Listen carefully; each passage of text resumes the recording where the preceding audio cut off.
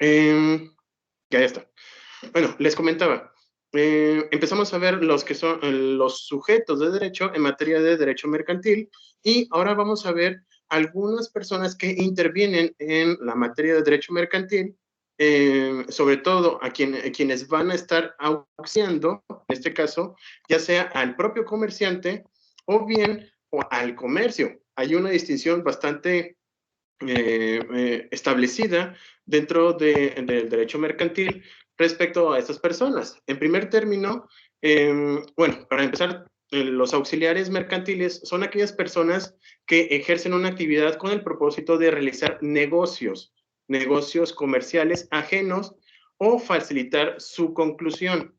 Estos los podemos clasificar en auxiliares dependientes y o auxiliares comerciales, comerciantes, perdón, del comerciante, y tenemos lo que son los auxiliares del comercio.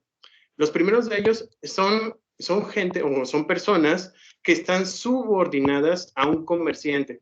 Esto es muy importante. No es lo mismo los auxiliares del comercio que están coordinados con el comerciante, a diferencia de los dependientes. Ellos sí van a estar subordinados y, como nos dice Roberto Mantilla Molina, es de que los auxiliares dependientes no adquieren el estatus jurídico del comerciante. Cuando ustedes van a una tienda y hay algún dependiente, valga la redundancia, se van a encontrar de que al final del día, si existe algún conflicto con el comerciante, va a ser directamente con él. Si el dependiente fue el que se equivocó o bien generó alguna situación que implicara un conflicto legal, el dependiente no va a ser quien va a responder, sino quien lo va a realizar va a ser el comerciante. ¿Alguien quiere hablar? Perdón. Más bien creo que se quedó abierto un micrófono. En este caso, los actos de comercio van a estar a nombre del comerciante y no al dependiente. Cuando se trata de auxiliares del comercio, cada uno tiene sus obligaciones y derechos. Por lo tanto, cada uno va a ser responsable de sus actuaciones durante estas transacciones comerciales. Y cada uno va a responder bajo sus propias, bueno, en este caso, sus propios actos generados. ¿Ok? Como bien les comentaba, los auxiliares independientes o auxiliares de comercio no están supeditados a ningún comerciante determinado y despliegan sus actividades a favor de cualquiera que lo solicite. Y no digo que se llamen o no lo podemos llamar como mercenarios, sino que son gente que van a auxiliar, van a facilitar las actividades del comercio. Ellos son muy importantes porque gracias a estas personas se pueden generar ciertas situaciones o estabilizar o establecer, mejor dicho, un mercado. Ahorita los vamos a ir desglosando, pero quiero que quede bien claro la diferencia entre auxiliares del comercio y del comerciante. Dentro de los auxiliares del comercio, vamos a encontrarnos con los corredores. Son los primeritos que están establecidos y tiene una función muy básica.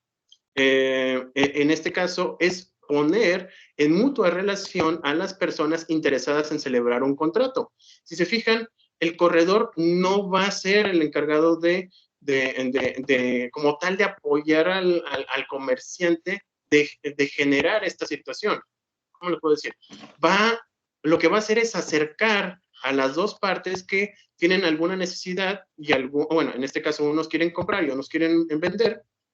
Los corredores van a facilitar ¿cómo se llama? Esa unión entre estas dos personas para que se genere. Obviamente, pues los corredores obtienen algún tipo de ingreso por realizar estas actividades. Pero al momento de que concluye esa actividad de reunir a estas dos personas, desaparece. O sea, ya no tienen una relación con ninguno de los dos. ¿Se fijan? Solamente está provocando que se genere un negocio. Sin embargo, hasta ahí se va a quedar. La función del corredor y obviamente el ejercicio que va a hacer para obtener sus ingresos es estar haciendo este tipo de actividades. Un día está trabajando conmigo, otro va a hacerlo con Juan, otro con Pedro y así sucesivamente. él solamente se va a dedicar a hacer ese vínculo entre estas personas. Bueno, en este caso que pueden satisfacer las necesidades manifestadas por la otra. Uno dice que necesita, no sé, abono, y el otro dice que yo vendo el abono, y él los va a juntar. Los corredores tienen prohibido el ejercicio del comercio, también se les prohíbe ser comisionistas y ocupar puestos en bueno, en este caso en subpendientes a un comerciante. ¿Por qué? Porque ya no tendría chiste, o su naturaleza ya no sería la de auxiliar el comercio, sino estarían establecidos como auxiliares del comerciante. Sería como una especie de factor, ¿verdad? Pero sí pueden formar parte de consejos administrativos. Ellos pueden dar alguna opinión en alguna sociedad, o a un comerciante lo puede ayudar a establecer algún tipo de conocimiento de lo que ha tenido en su historia. Puede estar apoyándolo con experiencia y lograr sus objetivos, pero solamente como consejo, es decir, no va a estar apegado al comerciante. Repito, de lo contrario, estaríamos hablando de otro tipo de auxiliar.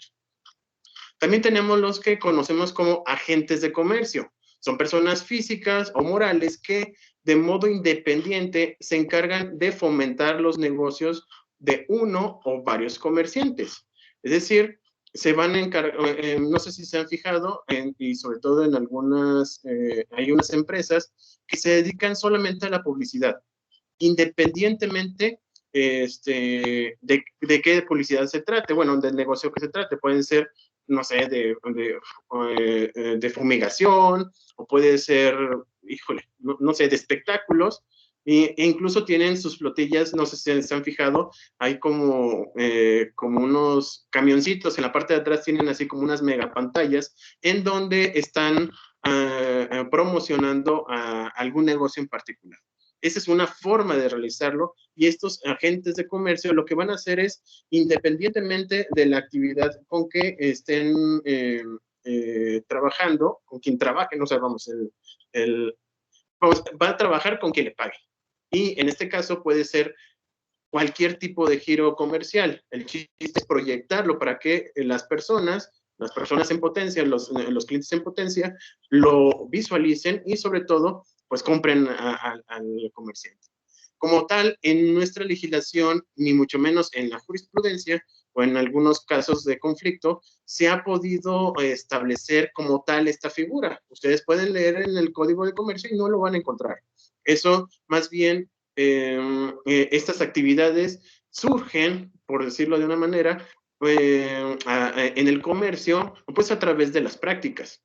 Alguien que se especializa en este tipo de cosas. Por ejemplo, ahorita hay uno, creo que se llama Community Manager, que se encarga, una persona en particular, de estar trabajando en las redes sociales de alguna empresa, o de alguna persona, ¿cómo le llaman? Personas públicas. Y no se encuentra en nuestro Código de Comercio. Así también este tipo de agentes de comercio no se encuentran en el código, pero sí se encuentran reguladas a través de contratos atípicos. También hay otras personas que les conocemos como comisionistas. La comisión mercantil es un mandato aplicado a actos concretos de comercio. El comitente es el que confiere una comisión mercantil, y el comisionista es el que desempeña dicha comisión. El comisionista es la persona que desempeña una comisión. Justamente para diferenciarlo de otro concepto, el comisionista es la persona que ofrece al público, de encargarse la publicidad no lo puedo llamar como una publicidad. ¿Cómo lo puedo señalar? Le dejan el producto para que el comisionista logre venderlo, o bien se pueda mostrar en su local, para que se pueda realizar estas compraventas. El clásico ejemplo es el Oxxo. El Oxxo generalmente no compra, salvo que ya tenga algunos contratos, pero en ocasiones, cuando se tratan de algún alimento en particular, pues yo los he visto, por ejemplo, en los burritos, se los dejan ¿cómo se llama? Al dependiente, o en este caso del Oxxo, en el local, se dejan esos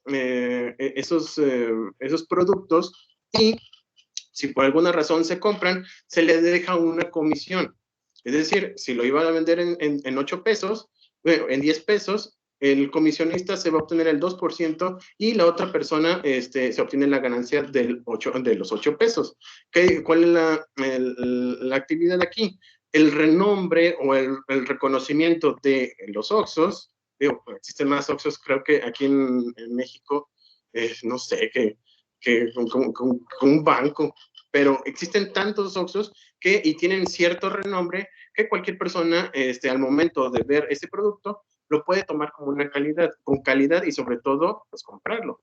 Le beneficia al Oxxo y beneficia a la persona a quien se le deja o quien está dejando ese producto en estos lugares. También tenemos lo que conocemos como agentes aduanales. Son gente perita en materia de exportación e importación. Estos generalmente están autorizados, bueno, generalmente están realmente autorizados por parte de la Secretaría de Hacienda y lo que va a hacer es mediante patentes va a ocuparse a través de cuentas ajenas los trámites aduaneros. Ustedes quieren importar algún tipo de producto y aquí en México, pues lo pueden hacer, pero para ello necesita un procedimiento, un proceso que la verdad está muy complicado o muchas veces para poder darle forma al proceso de adquisición del extranjero e importarlo aquí en México, pues la verdad es muy complicado. Para ello, ustedes pueden utilizar dentro de los auxiliares un agente aduanal, el cual los va a apoyar en la importación de ese producto. Obviamente, con una comisión, bueno, en este caso con un porcentaje, se le va a entregar a la agente aduanal, pero a cambio ustedes van a tener el producto aquí en México. Y contrario censo, cuando ustedes quieran exportar, estas personas se van a dedicar a realizar las actividades pertinentes para poder mandarlo hacia el país que ustedes deseen exportar. Aquí también es muy importante porque gracias a este tipo de actividades tenemos gran variedad de productos y sobre todo de buena calidad. Bueno, de buena calidad y ustedes pueden recibirlos aquí en nuestro país. Por otro lado, y también uno de los más importantes, y creo yo que los que menos le damos mucha importancia, es los contadores públicos. Estos pues son auxiliares de los comerciantes porque prácticamente son los encargados de el pago de impuestos por parte de los comerciantes. Uno en lo particular, bueno, yo en lo particular no sé mucho cómo hacer mi declaración. Afortunadamente tenemos algunos contadores que nos apoyan en eso, pero al igual que los comerciantes requieren de este auxiliar para poder hacer ese tipo de cálculos y sobre todo, pues pagar los impuestos. Uno de de los ingresos más importantes en México, aparte de bueno, sí, dentro de las empresas públicas que tenemos, pues obviamente están los impuestos que forman parte de las actividades indispensables para la formación de una sociedad.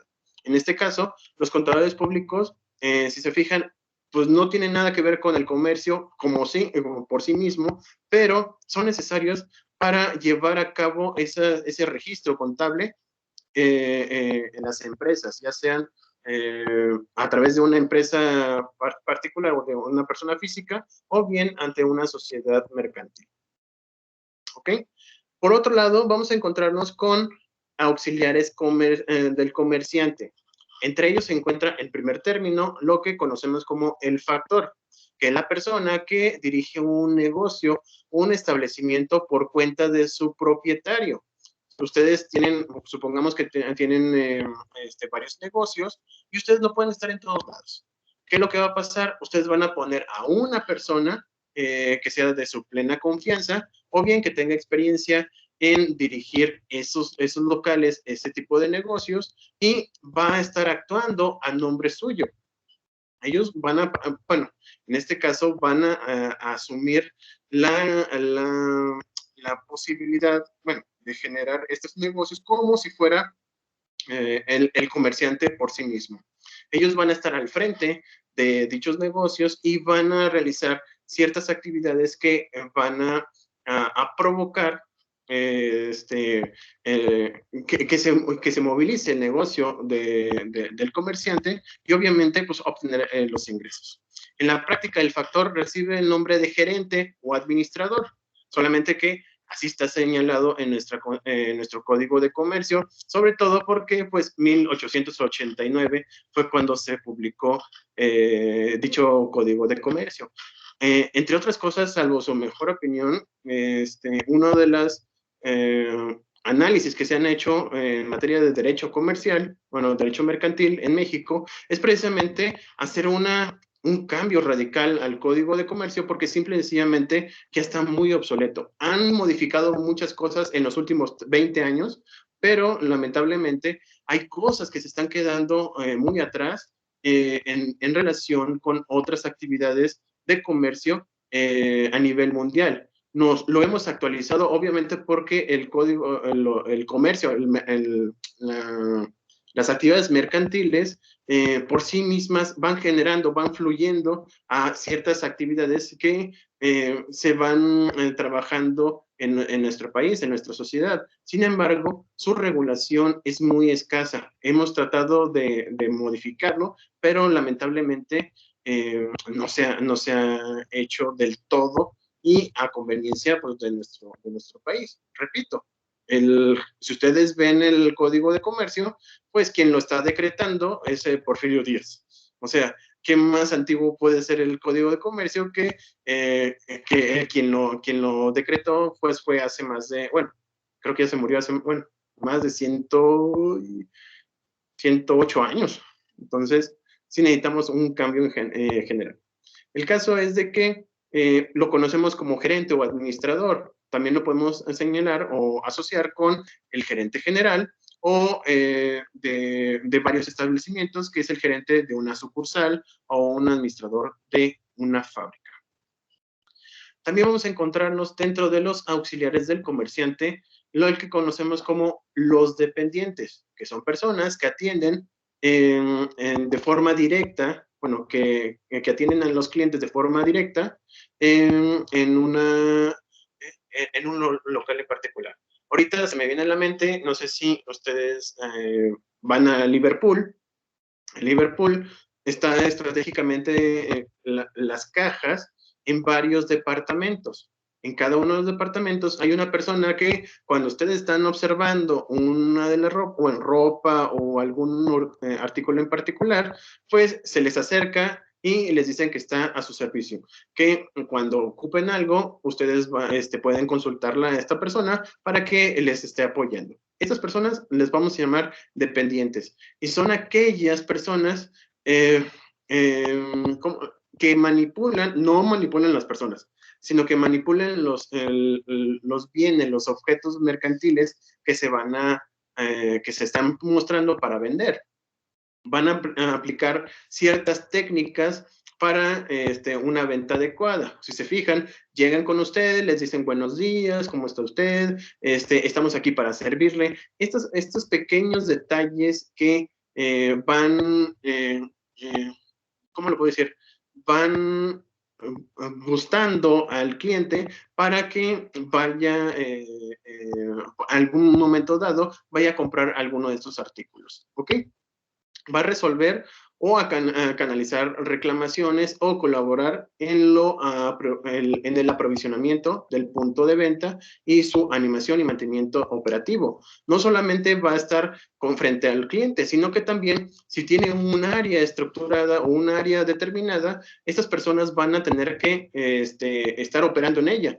En este caso van a tener que darle mantenimiento en algunas ocasiones. Hay algunos que sí se encuentran en ese tipo de contratos, o bien solamente se van a dedicar exclusivamente a la venta frente al cliente. Acuérdense que son la primera parte, el punto directo de un local. Por lo tanto, son una de las partes más importantes de una empresa, porque ellos son los que van a atraer a los clientes o en su defecto los van a repeler. ¿Cuántas veces hemos visto en videos, sobre todo, que un dependiente por sus malas prácticas le dan una visión bastante negativa a una empresa? Lo hemos visto en comida rápida, en autoservicio, en donde hay gente, bueno, estas personas abusan, bueno, es que no sé cómo lo puedo llamar, abusan de sus palabras, de esa interacción frente a los clientes, en el cual, al final de cuentas, pues le dan un impacto negativo a una empresa. Entonces, hay que tener estas personas bien capacitadas para poder atender a los clientes y sobre todo que tengan una buena visión frente a estos clientes para poderles vender los objetos o bien en la mercancía. También tenemos los famosos viajeros. Bueno, hace mucho tiempo que no, que siguen funcionando, pero no es mucho, ya casi no se utiliza. Si alguien vio, ¿cómo se llamaba? El Gran Pez, ¿cómo se llama? El protagonista era lo que hacía, era un agente de ventas. Lo que hacía era, si ya tenías un campo de venta en en algún pueblo o en una ciudad, su estrategia era ir más allá. ¿Y cómo lo hacían? A través de estas personas que también son de primera mano, son las que van a apoyar a la empresa para mostrar los objetos, o en este caso la mercancía, para posteriormente su compra.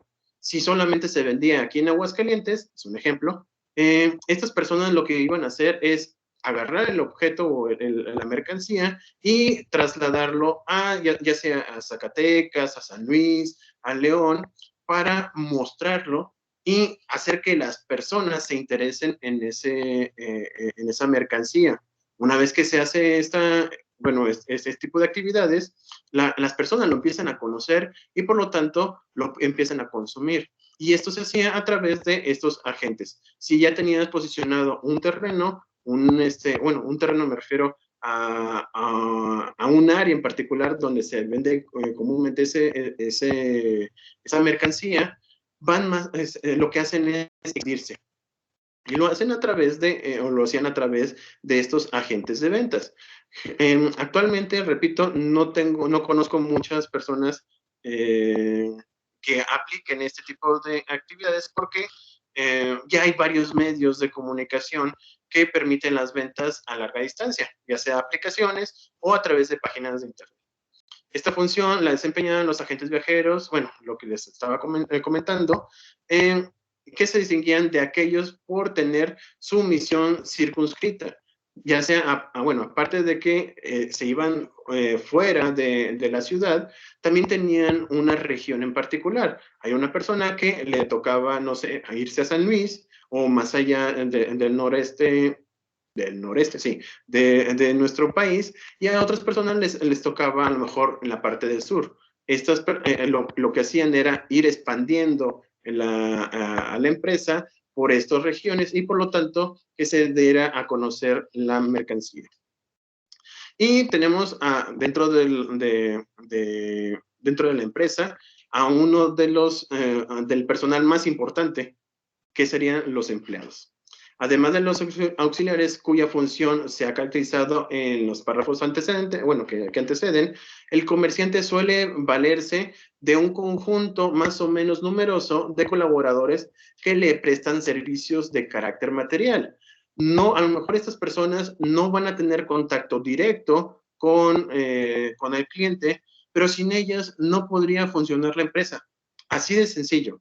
Si necesitas trasladar la mercancía, pues necesitas un chofer, necesitas alguien que maneje, no sé, una camioneta, un tráiler, para poder llevar esa mercancía a otros lugares. También necesitas cajeros, necesitas alguien que limpie una empresa que tenga su almacén o el local sucio, provoca a lo mejor el desánimo de las personas para poder llegar ahí y sobre todo que tenga un ambiente amigable. Y para eso necesitas personas que te van a estar apoyando en ello. Van a estar haciendo las compraventas, vamos, llevando o trasladando, como les decía, la mercancía, en fin, se necesitan los empleados para poder hacer funcionar una empresa. Si no tenemos empleados, lamentablemente, bueno, si nos queremos expandir, vamos a necesitarlos. Si es una empresa única, o es decir, de un solo socio, pues a lo mejor no tenemos tanto problema, digo, no tendríamos tanta necesidad, pero al final de cuentas, esto lo que hace es, uno, activar la economía mexicana o la economía de una sociedad, una, y dos, ustedes generan los empleos. Si no fuera por las empresas, no habría empleos y por lo tanto, pues no tendríamos esta economía que, si mal o bien está funcionando, la tenemos. ¿Ok? Bueno, hasta aquí alguna duda, algún comentario respecto a las personas o los sujetos en materia de derecho mercantil.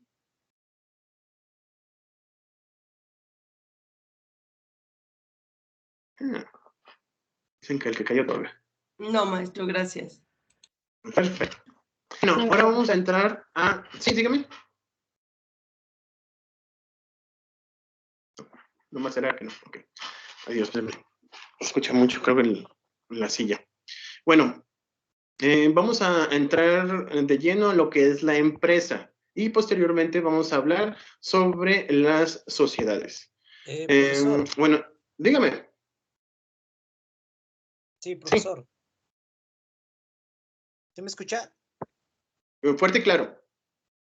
Mire, no, lo que pasa que referente a eso, lo que estamos viendo de lo que es lo de esto de los auxiliares de comercio y eso, le quería comentar referente a lo de la tarea que nos dejó en los, en las, ay Dios, en lo que es, por ejemplo, esta diapositiva, estábamos viendo, bueno, yo estaba observando ahí en la plataforma que fíjese que nos sirvió un apoyo de lo que es la materia de mercantil 2, creo que es de otra materia, porque no viene esto que ahorita nos está mostrando, no está ahí en la plataforma.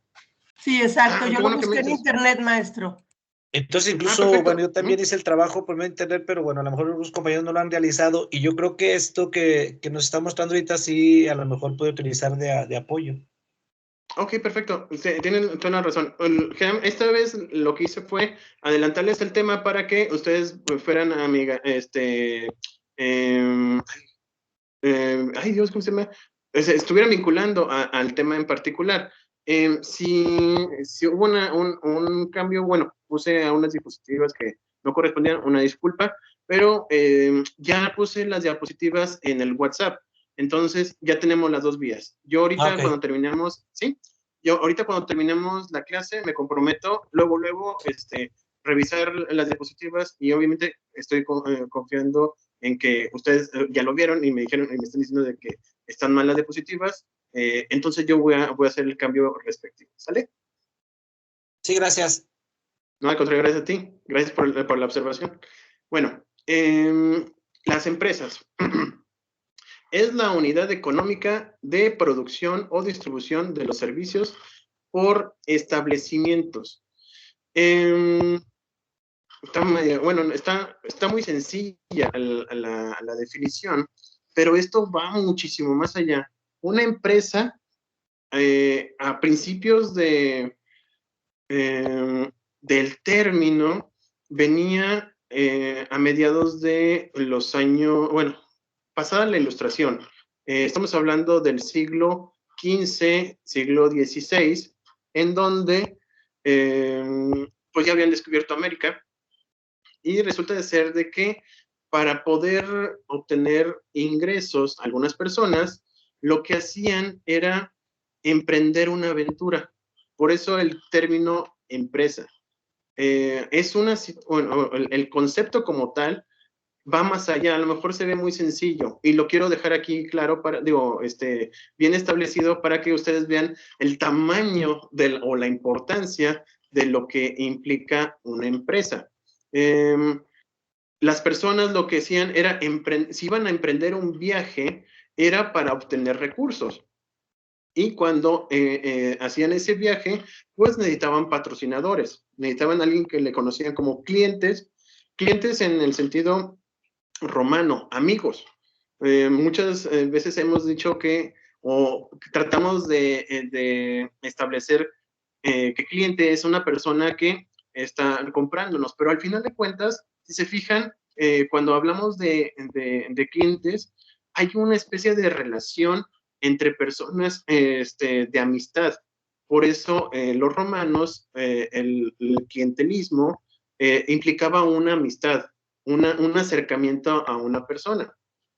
Entonces, para poder hacer ese emprendimiento, o cuando se emprendía un viaje, implicaba un barco, implicaba comida, implicaba personal, necesitaban ay, Dios mío, ¿cómo se llama? Personas que apoyaran en el barco para poder, vamos a ver, para tenerlo en mantenimiento, para tenerlo a flote, y que no se murieran. Como iba a pasar en el momento en que se iba a descubrir América, ya habían pasado más de 3 meses y pues ya se le estaba acabando la comida. Entonces, necesitaban hacer eso, o sea, tenían que buscar la manera de que funcionara esa travesía y obviamente obtener recursos. Cuando llegaban aquí a América, era precisamente para obtener recursos. No venían solamente para pues quedarse aquí, sino que lamentablemente para nosotros los originarios, pues era explotarnos o era explotar los bienes o recursos que se encontraban en estas tierras, o bien en Asia Menor, o bien, vamos, espero hacerme entender de que lo que buscaban era obtener algún tipo de ingreso. Entonces, hacían esto, emprendían un viaje en donde a lo mejor no tenía retorno. Así también las empresas, queda establecido esta institución llamada empresa, a través de las normas, las leyes, ¿sí? Sí, bueno. Esas quedan establecidas en las normas, en las leyes, para, por uno, darle reconocimiento a la situación que en su momento implicó un gran avance en cuanto al comercio. Y dos, es una situación que representa para nosotros, que no somos comerciantes, y que en algún momento dado queremos hacerlo, vamos a hacer una empresa, es decir, vamos a arriesgarnos. Ese también era otro sentido muy importante de las empresas. Siempre cuando se trata de iniciar algo, ustedes lo hemos visto o lo han visto con sus amigos o las personas cercanas o allegados cercanos, es vamos a abrir un local o vamos a abrir un negocito, y ese tipo de situaciones al final de cuentas implican alguna incógnita, algo que puede pasar en muchas ocasiones, sobre todo aquí en México, de 10 empresas que abren, lamentablemente entre 7 y 8 no quedan fijas, pero están haciendo el emprendimiento y están tratando de buscar una mejor forma de obtener ingresos.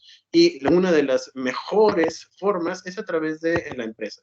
Si bien es cierto, en ocasiones nosotros no le damos esa importancia, quiero quedar patente o quiero que quede patente que es muy importante. Si las empresas, lamentablemente, muchas personas las detestan y por justa razón, en ocasiones, algunos patrones no son lo que deben de ser.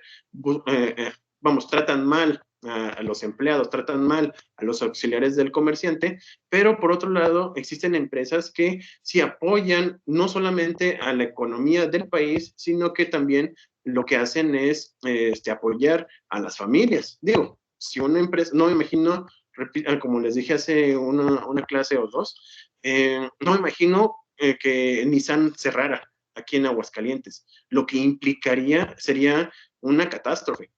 Y repito, no solamente aquí en México, aquí en Aguascalientes, sino a nivel nacional y quizás a nivel internacional. Entonces, este tipo de mecanismo, bueno, de este tipo de instituciones como la empresa ha mantenido a nuestro país, para bien o para mal, ya se los había comentado, pero sigue funcionando en nuestro país, a pesar de una pandemia que ya llevamos más de 2 años. Bueno, las empresas tienen ciertas características. Las empresas pueden ser individuales, las cuales están controladas por una sola persona. Ustedes emprenden, ustedes hacen, como dicen, puede ser por catálogo, ustedes pueden emprender una actividad comercial de forma individual. Repito, a través de catálogos, o ustedes empiezan a vender, ya sea en un local, algún tipo de comida, algún tipo de producto, o incluso, aunque no lo crean, las personas que se encuentran en los cruceros, perdón, ellos son emprendedores, están, o sea, no sé si lo quieran ver de otra forma, pero quienes están en los cruceros y están vendiendo comida o están vendiendo productos, son comerciantes. Y aunque no lo crean, son emprendedores individuales. Es decir, una persona es la que se está dedicando a obtener algún tipo de ingreso a través de un domicilio conocido, por decirlo de una manera, y sobre todo están comprando y vendiendo productos de manera mercantil. También tenemos las empresas colectivas, que son las controladas por varios individuos, y el claro ejemplo de ello corresponde a las sociedades mercantiles. Por el otro lado, tenemos también empresas estatales, así como si bien es cierto, el gobierno tiene que manejar los recursos que obtiene a través de los ciudadanos, de entre otras cosas, y para poder obtener más recursos, puede incluso generar algún tipo de empresa mercantil para obtener más recursos. ¿Quién de ustedes no se acuerda? Bueno, creo que algunos no se van a acordar porque fue hace mucho tiempo, sobre todo en los años 90, a finales de los 80, a principios de los 90, teníamos muchísimas empresas del gobierno. Había una, creo que se llamaba del Águila, que era una de bicicletas, que nunca vendió bicicletas, por cierto. Había una que se llamaba K2, y dentro de las muchas empresas comerciales, pues tenemos la de Pemex. Pemex es una empresa mercantil con características públicas, bueno, entre públicas y privadas después de la reforma anterior, y esta no sé cómo vaya a venir, pero es una empresa que comercia, en este caso, material prima de petróleo o derivados de petróleo. Y también tenemos empresas que les vamos a considerar como mixtas. Estas empresas mixtas son temporales y generalmente es cuando una empresa privada es apropiada por el Estado por algunas circunstancias de quiebra. Pasó en su momento, bueno, en muy poco tiempo, pero sí pasó, con Mexicana de Aviación. Al principio, cuando se declara en quiebra, asume el Estado las operaciones de esta empresa, al grado de que al momento de hacerse la administración respectiva, se iba ¿cómo se llama?, repartir esta empresa, los bienes, el patrimonio de esta empresa, para repartírsela entre sus trabajadores. Pero asume la empresa el gobierno para poderla posteriormente ya sea desmantelar, lamentablemente, o bien mantenerla. Recuerden que uno de los derechos que tiene el comerciante es que subsista. ¿Por qué? Porque necesitamos el comercio. Sin el comercio, repito, no funciona nuestro país. Nuestro PIB es muy bajo en comparación con otros países, y lo que necesitamos es invertir en ese tipo de negocios. No solamente aquí en México, a nivel internacional. Tenemos las herramientas, nos faltan algunas ideas que puedan apoyar ese trampolín de manera internacional, pero ahí la tenemos. Y obviamente se necesitan este tipo de empresas. Bueno, ¿qué elementos tiene una empresa? Son tres: personales, materiales e inmateriales. Dentro de las personales, pues obviamente vamos a ocupar a alguien que conocen como empresario. Suena muy lógico, suena hasta burdo lo que le estoy diciendo, pero sin el empresario no existiría una empresa. Repito, suena muy, muy burda esta afirmación, pero es necesario asentarlo. Y el empresario es aquella persona física o jurídica, es decir, sociedades mercantiles, de naturaleza privada que actúa en nombre propio, cuando se trata de una persona física, y realiza, dentro del conjunto de socios, van a actuar respecto o conforme al objeto social y realizan para el mercado una actividad comercial, industrial o de servicio. Estos elementos son necesarios para poder definir a una persona como empresario. Si no cumple con esto, simplemente pues, es un civil cualquiera como un servidor. Por otro lado, también tenemos los ya famosos auxiliares del comerciante o del comercio, que son los factores independientes, corredores públicos y comisionistas que ya están señalados. Y otra de las cosas más importantes de una empresa, pues es la clientela, que es el conjunto de personas, llamadas clientes, que están en relación de negocios con el representante de una profesión liberal. Es decir, un abogado, un oficial, un ministerial, un médico, en fin, cualquier persona que pueda ser potencialmente un comprador, lo vamos a tratar como cliente o con un comerciante cuya mercadería adquieren o cuyos servicios reclaman. Estas personas van a ser las que van a tener ese vínculo con el empresario para poder obtener, en este caso, algún tipo de ingreso. Puede ser en especie o puede ser en dinero. ¿Ok? También tenemos el elemento material. Lo vamos a considerar en tres partes. El primero de ellos es el patrimonio. Ojo, no es lo mismo el patrimonio que el establecimiento. Ay, Dios. Bueno, ahí le puse un guión en lugar de un punto. Puede ser igual o no puede ser igual. Y me explico. Cuando se trata del patrimonio, es el conjunto de bienes corpóreos o incorpóreos organizados para la actividad mercantil. Aquí, ¿qué quiere decir? Puedes obtener los bienes muebles para acondicionar un local, o bien puedes tener el terreno o el inmueble, el comerciante, para poder poner ahí los objetos de comercio. Pero existen establecimientos o ese lugar en específico que utiliza el empresario para realizar las ventas, las compraventas de su producto.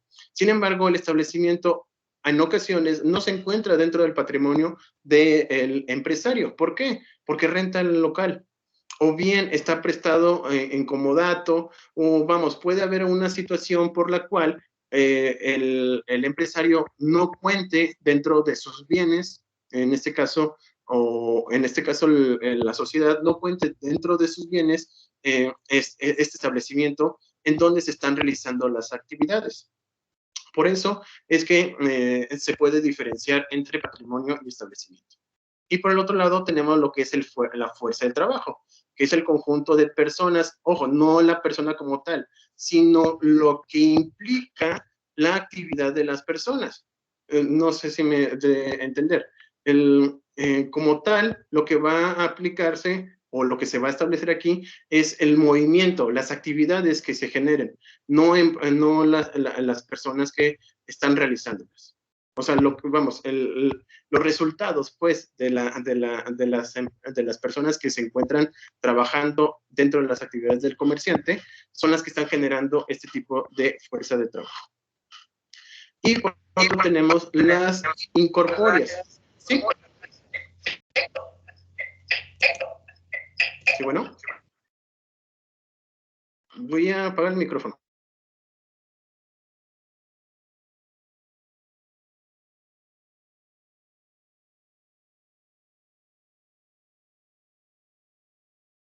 Apagó su micrófono, profesor.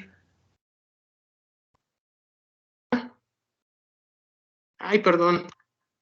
Perdón. ¿Listo? ¿Se escucha? Sí. Perdón. Creo que... Ok. estaba diciéndoles de incorpóreas.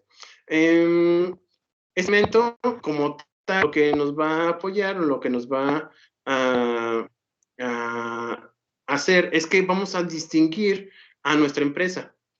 En principio de cuentas están los derechos derivados de la propiedad industrial. Cuando ustedes crean un producto, pues tienen la posibilidad de que nadie dentro del comercio lo pueda vender. Ustedes lo inventaron y por lo tanto ustedes tienen ese privilegio durante 10 años que se pueden renovar dentro del próximo, o sea, 10 años y luego, luego otros 10 años, pero ustedes van a tener el privilegio de ser los primeros en venderlo. ¿Por qué? Porque ustedes fueron los que lo inventaron. Entonces son los patentes y registros de invención. Es toda invención o creación humana que permite transformar la materia o la energía que existe en la naturaleza para ser aprovechada por el hombre y satisfacer de manera inmediata una necesidad creada. Suena muy feo eso de necesidad creada, pero lamentablemente así es. Por ejemplo, el teléfono celular, técnicamente hablando, pues no había una necesidad tenerlo. Sin embargo, pues ya tenemos esa necesidad para poder comunicarnos. También tenemos dentro de los incorpóreos los diseños industriales, que son aquellos que comprenden los dibujos y diseños industriales, los cuales deben ser nuevos, inéditos y susceptibles de aplicación industrial. Ojo, esto es muy importante referente a lo que sea inédito, al igual que los derechos de propiedad industrial, porque a partir de ahí podemos identificar si tenemos que comprar una patente o tenemos que pagar ciertos derechos por algún tipo de diseño. Si tenemos estos dibujos, muchas veces se utilizan para la caja que va a cubrir el objeto mercantil, bueno, la mercancía. En ocasiones, si tiene ciertas trazos, bueno, si tiene ciertos trazos o si tiene ciertas características que ya están utilizadas o están patentadas por otra persona, se tiene que pagar un derecho para poder utilizar este tipo de diseños. De lo contrario, pues tendríamos problemas legales. Por eso también es muy importante tener en cuenta este tipo de elementos. También tenemos el modelo de utilidad. Esta, a diferencia de los derechos derivados de la propiedad industrial, son los objetos, utensilios, aparatos o herramientas que, como resultado de una modificación en su dispositivo, configuración, estructura o forma, presentan una función diferente respecto de la utilidad en cuanto a las partes que la integran. ¿Y qué quiso decir el profesor? Muy sencillo. Existen algunas cosas que son inventadas y otras que son actualizadas o que son modificadas. Nosotros tenemos, por ejemplo, el auto, un automóvil, fue inventado hace, ni sé quién fue el inventor. Bueno, alguien lo inventó, pero resulta de ser de que Henry Ford lo que hizo fue mejorar ese auto y patentó esas mejoras. Un modelo de utilidad es el mejoramiento de un objeto para satisfacer las necesidades de las personas. Tenemos lo que es, por ejemplo, un destornillador, pero podemos modificarlo a hacer un destornillador eléctrico. Podemos hacer, tenemos, no sé, tenemos la televisión, alguien inventó la televisión en blanco y negro y alguien hizo una modificación, un modelo de utilidad en donde en lugar de que sea en blanco y negro, va a ser ahora a color. Después en pantalla plana, después de plasma, después de eso, ¿cuáles son los otros? Ultra HD, no me acuerdo, de cristal, creo que se llama así. El caso es de que vamos mejorando y hay unas ya que son, incluso parecen como de hojas de papel, en donde podemos incluso maniobrarlo o doblarlo. Hay algunos teléfonos que ya puedes doblarlo y no pierden esa estructura de que no se rompe, pues. Que ya son palabras mayores y sobre todo cuestan demasiado, pero ahí están. Si se fijan, van mejorando. están, como bien les decía, el celular, no es lo mismo el celular hace 20 años que los que estamos utilizando actualmente. Se están mejorando y se le está dando unas nuevas modalidades, las cuales se pueden utilizar en una empresa para poder pues producirla, ¿verdad? También tenemos lo que se conoce como secretos industriales. Estos tienen una característica muy distinta a lo que son las patentes.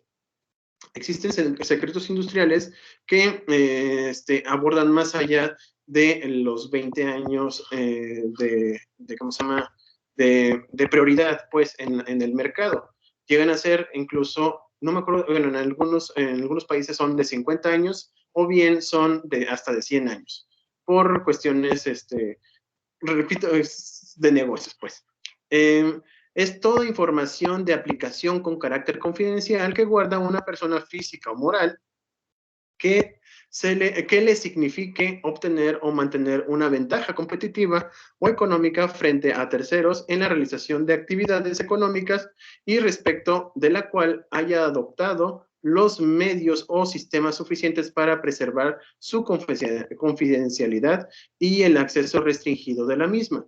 Y tenemos como ejemplo Kentucky Fried Chicken, no hombre, este video va a ser de puros comerciales.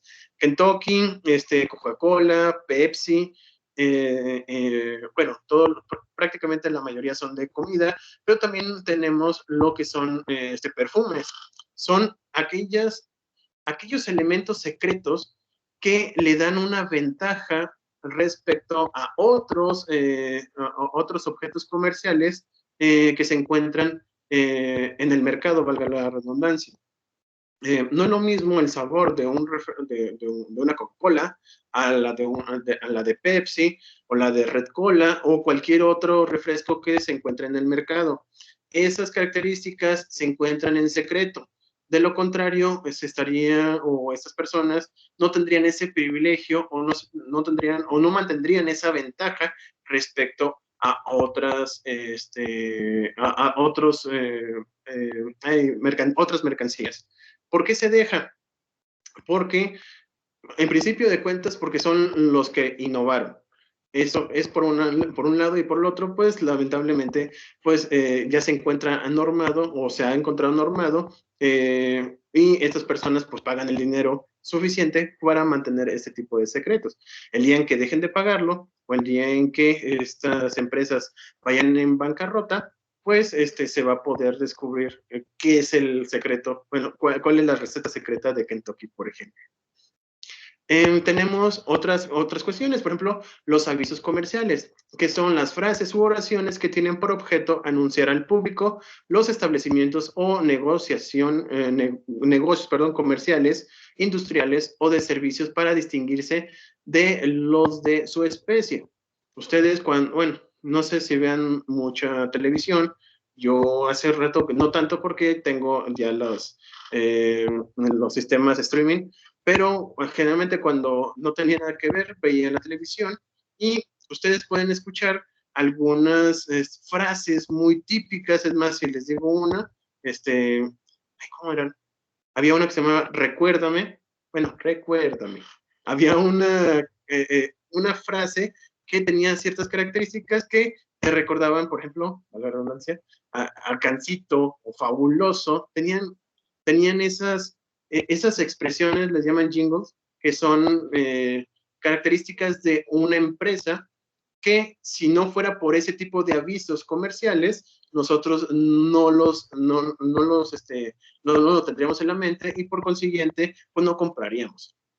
Yo, la verdad, salvo no sé si les pase lo mismo, pero hay algunas cosas, algunos productos que sigo comprando precisamente porque perdón, me recuerdan a un aviso comercial, es decir, alguna canción o algo que lo tiene patente en mi ser, por lo tanto, me dan ganas de comprarlo. ¿Ok? Y también tenemos el nombre comercial. Es el derecho al uso exclusivo del nombre que se le ha dado a la empresa o establecimiento, el cual tiene una vigencia también de 10 años, renovables por periodos iguales. En cuanto se trata de nombres, cada 10 años se tiene que estar renovando. Si no se renueva, queda al público y cualquier persona lo puede utilizar. No me imagino, por ejemplo, la marca Nike, que por alguna razón dejaran de pagar este nombre comercial y alguien más se lo apropiara. El nombre como tal, o el simple hecho de tener ese nombre, implican millones de dólares o millones de euros o millones de pesos. Es tan importante el nombre como el producto, o en ocasiones es más importante el nombre que el propio producto. Ustedes lo ven, por ejemplo, con Apple, que hay algunas, no sé, algunos aparatos que a lo mejor ya no tienen tanta tecnología como tal, pero por el simple hecho de que sea de una marca en particular, me provoca la necesidad de comprarlo. O algunas marcas de ropa, que en muchas ocasiones forman parte incluso de nuestra vida. Hay gente que compra exclusivamente una marca por el simple hecho de que sea esa marca. ¿Cuántas veces hemos visto de que incluso una bolsa, por el simple hecho de que tenga esa marca, pues el nombre, bueno, tenga ese nombre, la marca es otra cosa. La marca es la distinción. Pero con el simple nombre de la persona, de la empresa, es la que va a provocar que se compre el producto. Y por el otro lado, es la marca como tal. El Nike, bueno, la palomita del Nike, o bien, ¿cómo se llamaba? CM, creo que se llama. Bueno, hay algunas, unos símbolos particulares en ciertas empresas que le dan ese toque de, ¿cómo se llamaba el licenciado Luis Vaz? No me acuerdo cómo se llamaba, pero era LV, que era una marca muy prestigiada ¿cómo se llama? De ropa, que por el simple hecho de tener esa imagen de esa empresa implicaba muchísimo dinero. Incluso pueden ver, hay bolsas de más de 1 millón o 2 millones de pesos. O sea, vamos, por la simple marca o por el simple logo que se encuentra en dicho objeto mercantil. Y por último, vamos a tener lo que conocemos como denominación de origen. El nombre es el nombre de una región geográfica del país para designar un producto originario de la misma y cuya calidad o características se daban o se están dando exclusivamente en el medio geográfico, comprendiendo en los factores naturales y humanos. ¿Qué quiere decir esto? Muy sencillo. Ustedes conocen el coñac, la Rioja, el tequila, digo, aquí en México lo tenemos muy, muy presente. ¿Qué otras? Y todos son de licores, ¿verdad? Bueno, de estas tres. Las tres tienen características muy importantes. Todas se dan en ciertas regiones. En La Rioja, en Chile, en Tequila, en Jalisco, y en la zona del Coñac, allá en Francia. Solamente se va a dar allí.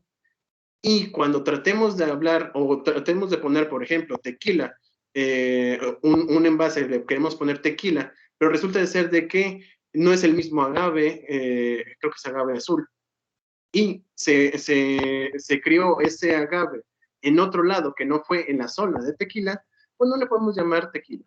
Podemos llamarle algún tipo de aguardiente o a lo mejor algún otro tipo de alcohol, pero no podemos señalarlo como tequila. ¿Por qué?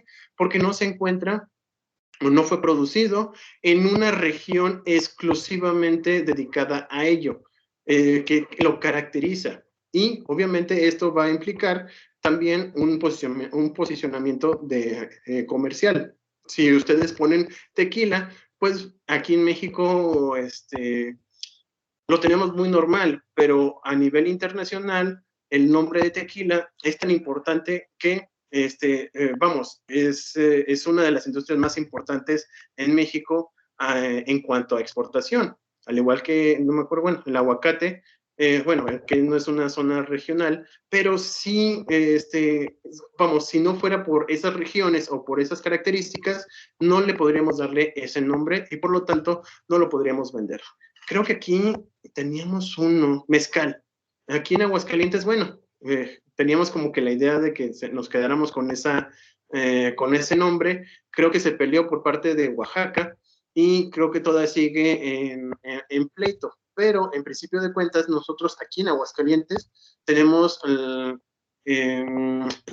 medio geográfico para poder producir y poder ponerle, valga la redundancia, el nombre de mezcal. ¿Ok? Bueno, ¿hasta aquí alguna duda respecto a la empresa?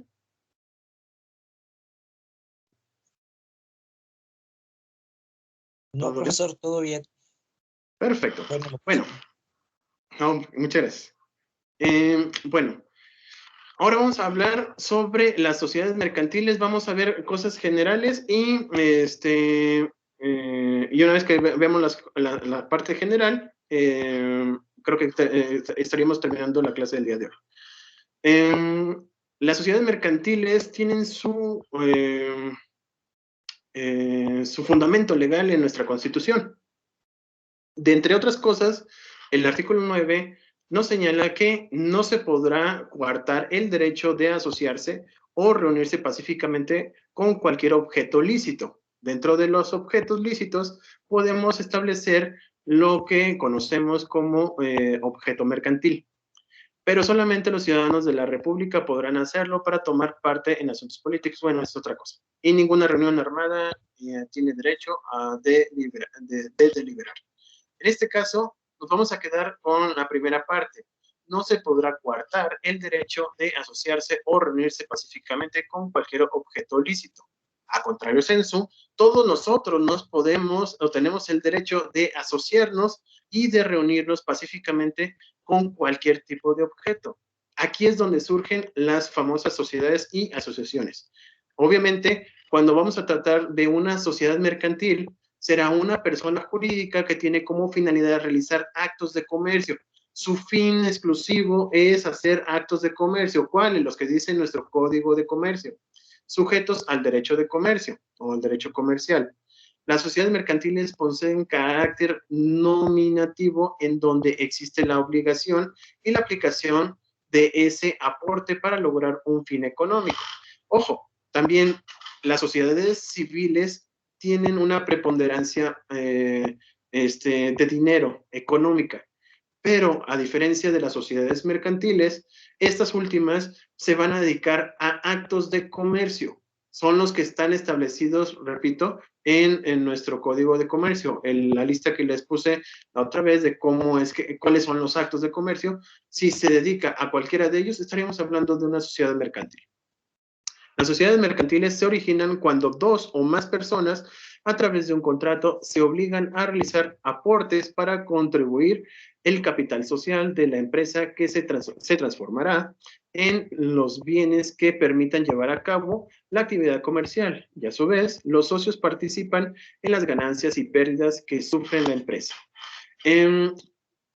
Imaginémonos que ustedes van a quieren empezar, ya ven que que decíamos de la empresa, quieren emprender, pero resulta de ser de que a lo mejor ustedes tienen la idea, una idea novedosa que puede ser llamativa. Ustedes no sé si vieron, creo que se llama Shark Tank, sí, en donde una persona les expone a empresarios una idea y ellos pueden invertir o no pueden invertir, o si no quieren invertir en esa empresa, pues. Es exactamente lo mismo, pero en ocasiones las personas pues no tenemos todo el dinero como para poder invertir, y no solamente el dinero, sino también a lo mejor la propiedad, algún establecimiento. A lo mejor no tenemos, o yo tengo el establecimiento, un lugar, pero no tengo el dinero. Alguien tiene el dinero, pero no tiene un local en donde pueda tener el producto. Y así sucesivamente. Entonces, en ocasiones, y es muy importante, que estas personas que tienen ciertas posibilidades a lo mejor parciales o no totales de crear una empresa, se junte con otras personas que tienen las mismas características, pero diferentes recursos que puedan apoyar en la empresa que se quiere generar. Cuando pasa esto, pues es muy sencillo. Cada uno, a través de una aportación que van a realizar, van a generar o van a unir sus esfuerzos para lograr la actividad económica, o en este caso la actividad de comercio. Si yo quiero producir zapatos, tengo la idea, tengo un diseño en donde sea novedoso, pero no tengo los recursos, pues yo voy a buscar a otro socio o a otra persona que se pueda juntar conmigo y logremos ese objetivo. Tenemos que convencerlo, obviamente. De hecho, todos tienen que estar convencidos para poder invertir en una sociedad mercantil, y también tener conciencia de que ese dinero que se aportó, tarde o temprano, va a retribuirse con ganancias, ¿ok? Ese es el concepto de una sociedad mercantil. Por eso se hace, por eso tenemos ese objetivo. Si cumple con los actos de comercio que señalamos en el código y se juntan para poderlo aplicar, estamos hablando de sociedades mercantiles. De lo contrario, estaríamos hablando de otro tipo de sociedades. En cuanto a su constitución, existen diferentes tipos de sociedades mercantiles, como sociedades anónimas, sociedades nombre colectivo, sociedades limitadas, sociedades en comandita, entre otras que vamos a ir revisando posteriormente. Sin embargo, de igual manera, se pueden observar otros tipos de sociedades mercantiles que son de hecho o irregulares. Las sociedades mercantiles, de hecho, son aquellas que no se documentó en escritura pública ni privada, que son las famosos, tiendas o de tianguis, donde hay varias personas que se pueden constituir como una sociedad, están enfocadas en vender algún tipo de producto, pero no se encuentran escrituradas, no tienen ni escritura pública, no tienen un contrato como tal.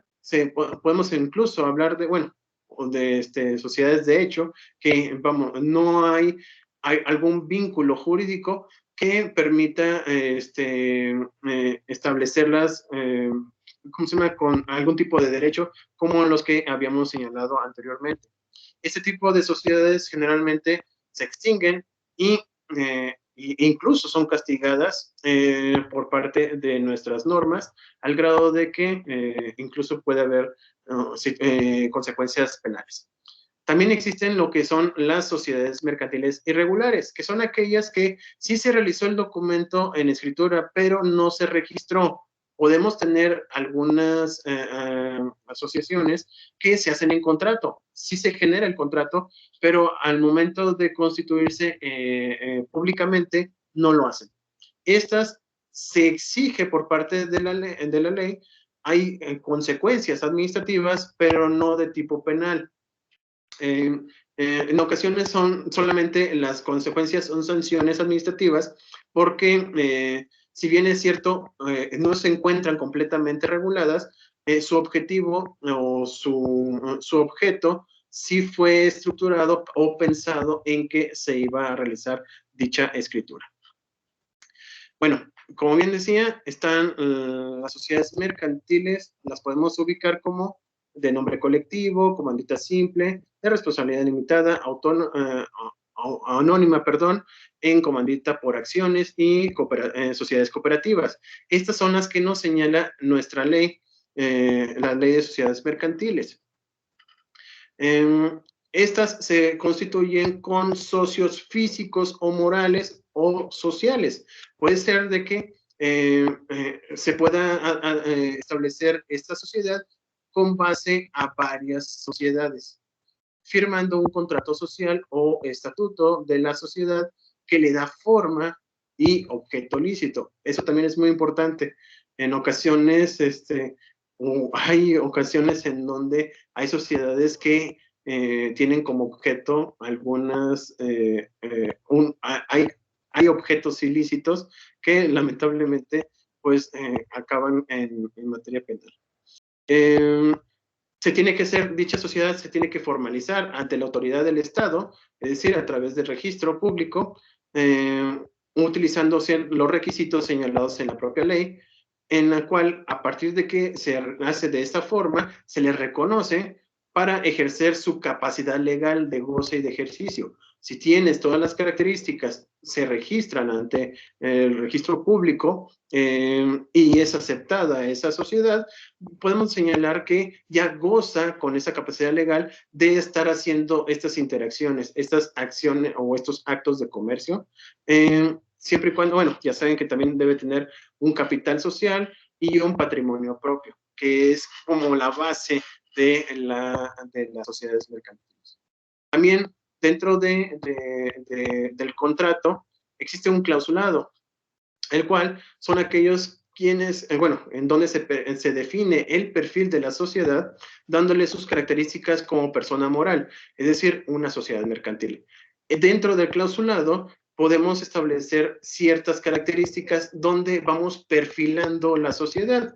Si vamos a contratar o si vamos a crear una sociedad mercantil de ropa, pues el objeto de esa sociedad va a establecerse como de ropa o bien material textil.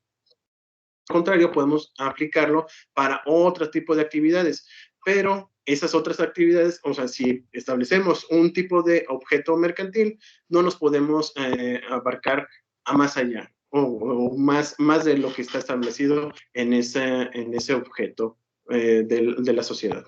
¿Ok? Las cláusulas del contrato de sociedad mercantil son aquellas quien define, bueno, esto ya lo repetí, pero dentro de las características, dentro del contrato, nos vamos a encontrar que debe estar establecido primeramente lo que es la denominación social, cómo se van a llamar. Generalmente ustedes, los socios son los que lo establecen y generalmente se hace una táctica de mercadotecnia para establecer cómo es que se van a llamar. Posteriormente, tenemos que establecer la duración de la sociedad. Anteriormente, y lamentablemente, hubo varios problemas porque se ponía como duración 99 años. ¿Qué fue lo que pasó? Algunos algunos contratos sociales en Estados Unidos muy importantes, como es Coca-Cola. Bueno, importantes me refiero a que manejan mucho dinero. Resulta de ser de que en su contrato decía 99 años. ¿Y qué creen? Hubo un momento en donde sobrepasaron esos 99 años. Afortunadamente, hubo cambios en las normas en Estados Unidos y también aquí en México para poder abarcar un poquito más una sociedad de más de 99 años. ¿Qué era lo que pasaba? Anteriormente, una empresa no duraba tanto. O sea, eran demasiado, no digo efímeras, pero sí duraban 10, 50 años y como muchas de las sociedades eran solamente familiares, pues obviamente cuando terminaba la familia o cuando se moría en la familia que la inició, los herederos lamentablemente no seguían con esas actividades.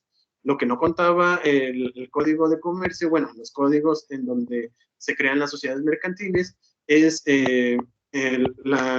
los tipos de sociedades que les llamamos anónimos o de capital variable, en donde ya el interés ya no es familiar, sino que entran otros aspectos, otras personas que son ajenas a la familia, que están buscando lo que es pues en este caso, el ingreso a través de partes sociales o acciones.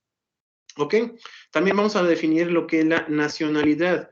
En ocasiones son sociedades mercantiles extranjeras apegadas a las reglas o normas mexicanas. Por lo tanto, pueden trabajar aquí en México. Si son nacionales, no importa, se estructuran como está establecido en nuestras leyes y tienen ese plus de ser nacionales. ¿Qué es lo que importa o interesa en este tipo de cosas? Cuando se hace un comercio a través del servicio público, se les da ventaja en algunos tipos de licitaciones. Y lo podemos ver en esos, ¿cómo se llaman? En esas actividades de licitación o licencias que se les da siempre preferencia a los nacionales. También el domicilio social. Ojo, tiene que ser distinto al de la de sus socios. siempre hay que establecer uno fuera de, ¿por qué? En principio de cuentas, por estrategia comercial o estrategia personal de la empresa. Si ponen el domicilio de alguno de los socios y ese también lo ponen en el contrato como un domicilio que forma parte de la sociedad, pues lamentablemente pues se puede incluso embargar. También el régimen patrimonial se debe hacer, cuáles son las características o cuáles son, cómo van a estar estructurados o cómo van a estar enlistados el patrimonio de la propia sociedad. Vamos a establecer el porcentaje de cada uno de los socios, que fue lo que aportaron, para que a partir de allí se les vayan distribuyendo las utilidades. También tenemos lo que es el objeto jurídico. Generalmente se les pide o se les sugiere a los socios que sean demasiado generales, pero en una vertiente específica. Lo que les comentaba, si vamos a fabricar tenis, yo sugeriría que no solamente fuera o que se estableciera un objeto jurídico para elaboración de tenis, sino que se pueda poner como objeto jurídico vestimentas o calzado, y ahí podríamos aplicar para zapatos, tenis, guaraches, lo que ustedes gusten, que impliquen calzado. Así también de vestimenta podemos encontrarnos con pantalones, camisas, sudaderas, etc. Si lo ponemos exclusivamente en esos, después vamos a tener problemas para modificar el objeto jurídico. Hay que hacerlo un poquito más grande, pero en temas en particular. Es decir, vestimenta, calzado, telecomunicaciones, y ahí podemos aplicarlo para varios casos.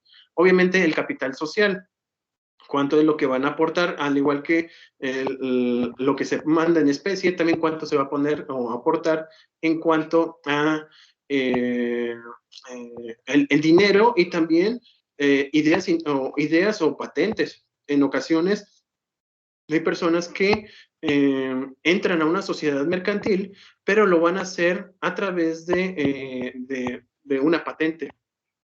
E incluso esa patente puede valer muchísimo más de lo que se presenta en una capital de dinero de todos los demás socios. ¿Por qué? Porque sin esa patente, lo más probable es de que tendrían que pagarle al dueño de la patente, y en eso se iría una gran cantidad de dinero respecto a lo que quieren obtener. ¿Ok? Y también, dentro del capital, también tenemos la forma en que se va a administrar la sociedad y quién va a ser el representante legal. La administración, generalmente, pues tenemos a un gerente general. Ustedes, si son socios, entre ustedes y esa sociedad es muy pequeña, generalmente se les pide sean alguien que tenga experiencia en la materia de administración, sobre todo, o bien que se contrate a alguien que tenga muy específico, sus actividades como administración dentro del contrato de sociedades mercantiles. ¿Por qué? Porque después vienen broncas, problemas entre los socios y también el administrador, que si van a poner a una persona que es ajena a la sociedad, especifiquen cuáles van a ser las actividades que va a realizar y cómo las va a realizar y cómo van a rendir cuentas. Y obviamente también la representación legal, hagan una estructura de cómo va a funcionar esta representación, quién va a ser su representante y cómo se va a elegir. Sobre todo eso, cómo eliges al representante. Esto implica, desde luego, que estén de acuerdo todos los socios de quién es el que lo va a representar, y para ello necesitan como una especie de elección. No lo digo así como nosotros lo hacemos como servidores públicos, pero vamos, que sea parecido. ¿Para qué? Para que haya legitimidad por parte de los socios y estén de acuerdo en que la persona que se va a quedar como representante lo sea con el beneplácito de todos los socios. ¿Ok? Bueno, hasta aquí el día de hoy. ¿Alguna duda, algún comentario respecto a lo visto?